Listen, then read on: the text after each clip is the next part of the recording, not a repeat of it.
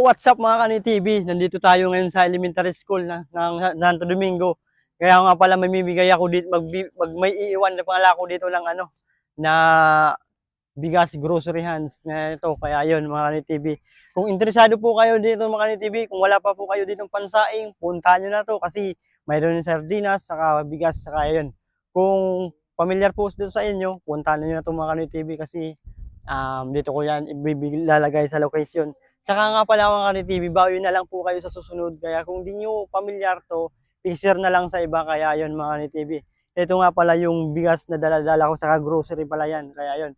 Kung ito mga ka-NTV, pabilisan lang kasi to kasi pabilisan lang to kasi madali lang tong kunin kasi maraming sigurong nakapanood nito. Kaya yun, kung ikaw nakapanood nito ay sana puntahan nyo ng lugar na to kasi baka ikaw ang swerte nito, nasa iyo na to. Kaya yun mga ka-NTV, pupunta na natin yung hanap tayo dito na mapapagtataguan natin. Tara, mapapagtaguan dito natin ang grocery mga ka-NTV. Kaya yun, kung interesado po kayo, punta na natin to, yung lugar. Dito natin. Siguro dito na lang mga ka-NTV.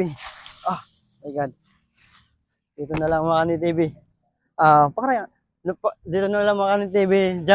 Diyan ko na lang nilagay kasi hapon na kasi baka kung interesado po kayo, puntahan nyo na tong lugar na to. Dito yan sa Santo Domingo, elementary nga pala.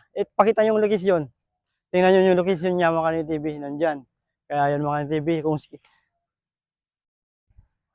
yan ang location niya mga ka-NTV, napakalawak to. Kaya pagpasok niyo pa lang dito, makikita ko na kayo kasi nandito pa rin ako mag-aabang. Kaya mga ka-NTV, ano pang hinihintay nyo? Punta nyo na itong lugar na to kasi para sa inyo na to. Kaya yung kung ikaw talaga ang pinakaswerte, sa'yo talaga to mga ka-NTV. Kaya yun, ano pang hinihintay mo?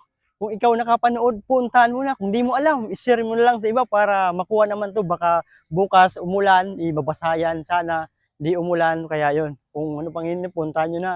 Dapat ngayon gabi, baka ngayon lang, makuha na to ngayon kasi pag di yan nakuha, baka mabasa, umulan. Tingnan yung panahon. Kaya yun, let's go mga ka-NTV, puntahan nyo na! Bye-bye!